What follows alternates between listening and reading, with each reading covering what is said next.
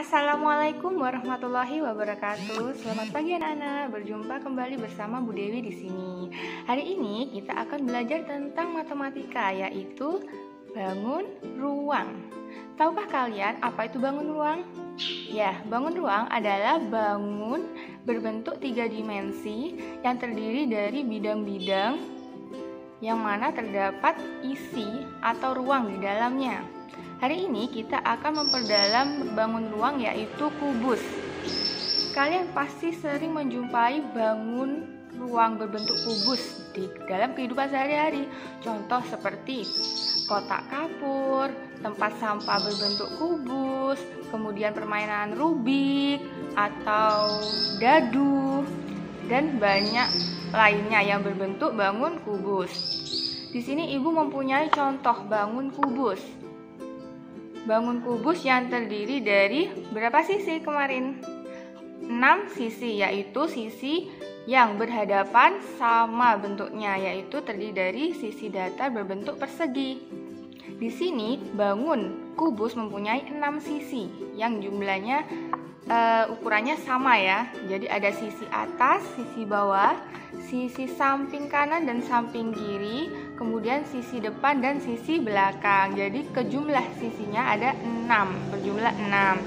Nah, untuk luas permukaan, apakah luas permukaan itu? Luas permukaan yaitu jumlah luas dari setiap sisi atau bidangnya. Contoh seperti bangun ruang kubus ini, ada berapa jumlah sisinya? Ada 6. Maka luas permukaannya yaitu 6 bidang sisi dikali luas sisinya. Masih ingat kan kemarin untuk bangun datar luas sisi persegi yaitu sisi kali sisi. Berarti luas permukaan bangun ruang kubus yaitu 6 dikali luas sisi. Karena luas sisinya persegi, berarti 6 dikali sisi kali sisi, atau bisa disingkat 6 dikali sisi pangkat 2. Itu adalah rumus untuk mencari luas permukaan kubus. Sekarang kita menuju volume. Tahukah kalian apa itu volume bangun ruang? Ayo diingat-ingat. Volume sendiri adalah suatu kapasitas atau isi, yang mana perhitungan seberapa banyak sih ruang yang bisa ditempati atau diisi. Nah, sekarang Ibu punya contohnya seperti ini. Ini adalah contoh bangun kubus ya. Untuk mencari volume berarti kalian harus menghitung berapa banyak kapasitas dalam satu ruang ini. Nah, berapa banyak isi yang bisa ditempati? Itu adalah volume. Bagaimana cara mencari rumus volume? Yaitu sisi pangkat 3 atau sisi kali sisi dan kali sisi. Itu untuk mencari volume kubus. Diingat-ingat ya. Sekarang kita akan menuju ke jaring-jaring. Nah, seperti ini. Ibu mempunyai contoh jaring-jaring. Jaring-jaring sendiri adalah susunan pola yang membentuk suatu bangun ruang 3 dimensi seperti ini. Ini adalah wujud jaring-jaring dari sebuah kubus. Jika kita satukan akan membentuk suatu bangun ruang, yaitu bangun kubus. Kalian rekatkan pinggir-pinggirnya, kemudian berbentuk kubus seperti ini ya. Dan banyak lagi jenis-jenis jaring-jaring yang bisa disusun sehingga membentuk suatu bangun ruang kubus. Nanti Bu Dewi kasih contohnya ya.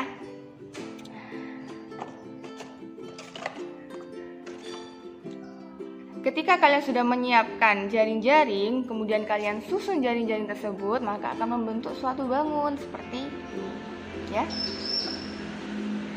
Untuk mendalami penjelasan tentang materi kubus, yuk kita simak video pembelajaran berikut.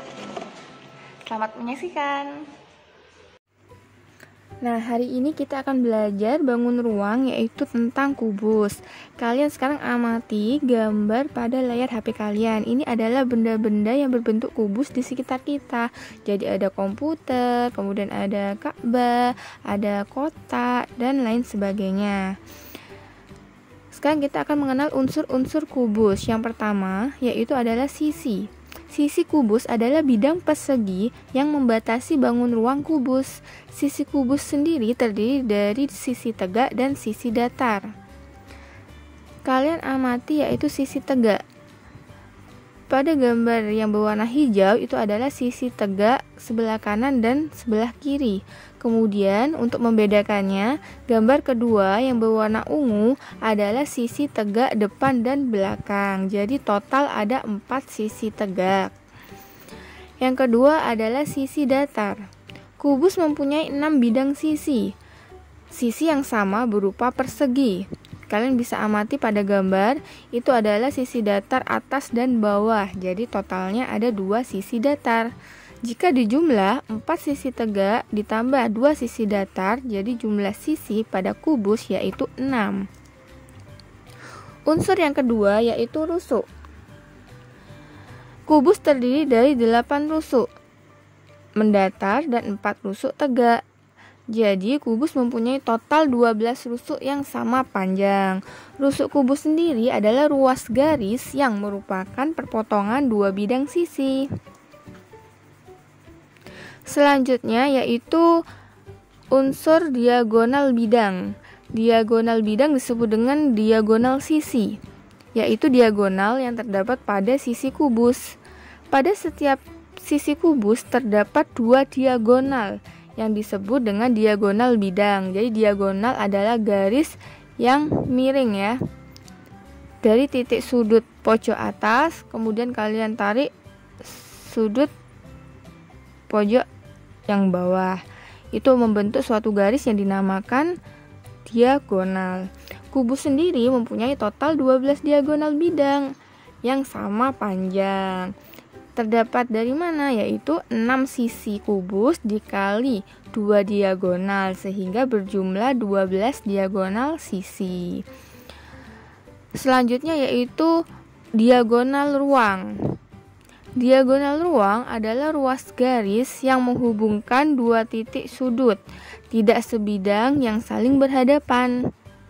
Kubus mempunyai total 4 diagonal ruang seperti gambar yang kalian lihat. Selanjutnya ada bidang diagonal. Bidang diagonal merupakan bidang di dalam kubus yang dibuat melalui 2 buah rusuk yang saling sejajar tetapi tidak terletak pada satu sisi. Contohnya seperti gambar ya. Itu ada contoh 3 gambar. Jadi totalnya kubus mempunyai total 6 bidang diagonal. Jaring-jaring kubus.